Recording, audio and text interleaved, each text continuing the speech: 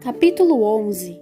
O cinema faz, os anunciantes fazem, por que você não faz também? Muitos anos atrás, o Evening Bulletin, periódico da Filadélfia, estava sendo prejudicado por uma perigosa campanha de rumores mal intencionados. Um boato malicioso circulava pela cidade. Os anunciantes foram informados de que o jornal não era mais atraente para os leitores, pois tinha anúncios de mais e informações de menos. Foi necessário tomar uma atitude imediata. Os boatos precisavam ser extirpados. Mas como? Eis o que fizeram.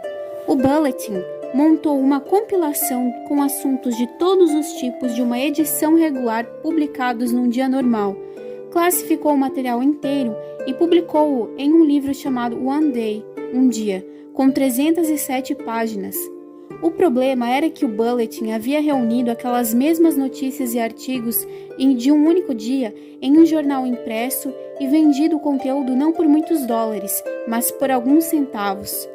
Acontece que a impressão do livro evidenciou que o Bulletin trazia uma enorme quantidade de leitura interessante, apresentando os fatos de maneira mais atraente, impressionante e vibrante do que teria sido possível apenas com páginas numeradas e muita conversa. Estamos vivendo a época da dramatização. Dizer a verdade não basta. A verdade tem que ser vibrante, interessante e dramática.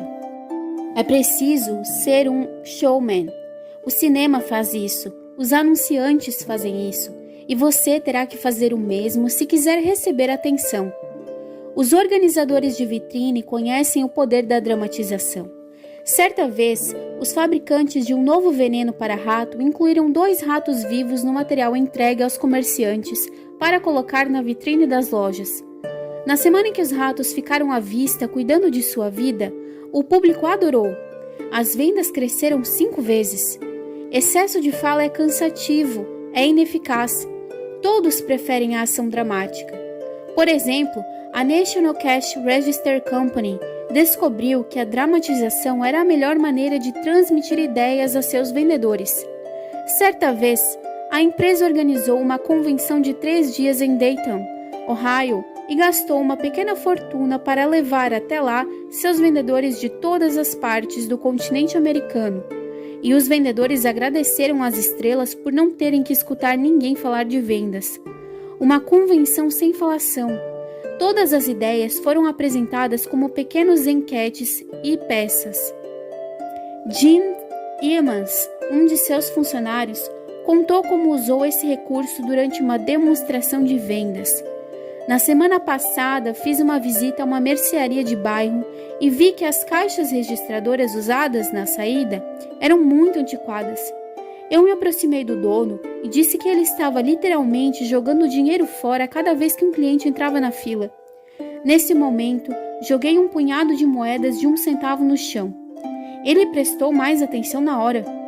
Eu teria atraído o interesse dele se tivesse apenas falado, mas o som das moedas batendo no chão o deixou paralisado.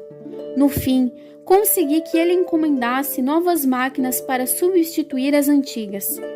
Mary Catherine Wolfe, de Mishawaka, Indiana, tinha problemas no trabalho e concluiu que precisava conversar sobre o assunto com o patrão. Na manhã de segunda-feira, pediu uma reunião com ele, mas ouviu que o patrão estava ocupado e que deveria entrar em contato com a secretária dele para marcar um horário em outro dia naquela semana. A secretária indicou que a agenda dele estava lotada, mas tentaria encaixá-la. Mary descreveu o ocorrido. Passei a semana toda sem receber resposta da secretária. Sempre que eu perguntava, ela me dava um motivo para o chefe não me atender. Na manhã de sexta-feira, eu ainda não tinha nada definido. Queria muito vê-lo e conversar sobre os problemas antes do fim de semana. Por isso, me perguntei como fazê-lo me atender. Acabei fazendo o seguinte. Escrevi uma carta formal dizendo que compreendia perfeitamente que ele andara muito ocupado a semana inteira, mas que era importante falar com ele. Dentro do envelope, coloquei um formulário e um envelope com o meu endereço e pedi a ele que fosse preenchido e devolvido para mim. No formulário, a Sra. Wolfe havia escrito o seguinte: Sra. Wolfe, poderei me encontrar com a senhora no dia, às horas. Concederei à senhora minutos do meu tempo. Ela disse que colocou a carta na caixa de entrada dele às 11 horas. Às 14 horas verifiquei a minha. Lá estava o envelope.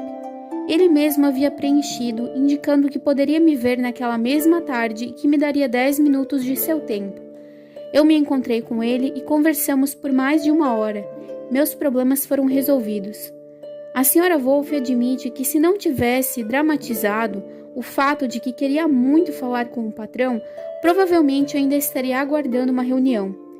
A empresa de James B. Boynton havia acabado de concluir um exaustivo estudo para uma grande marca de cremes hidratantes, e ele tinha que apresentar um longo relatório de mercado. Por isso, precisava obter informações imediatas sobre a concorrência. O cliente em potencial era um dos maiores nomes da publicidade. A primeira abordagem de Boynton fracassou quase de cara. A primeira vez que fui até lá, acabei me desviando do assunto e entrando numa discussão fútil sobre os métodos de pesquisa, explicou o Sr. Boynton. O cliente argumentava e eu contra-argumentava. Ele dizia que eu estava errado e eu tentava demonstrar que estava certo.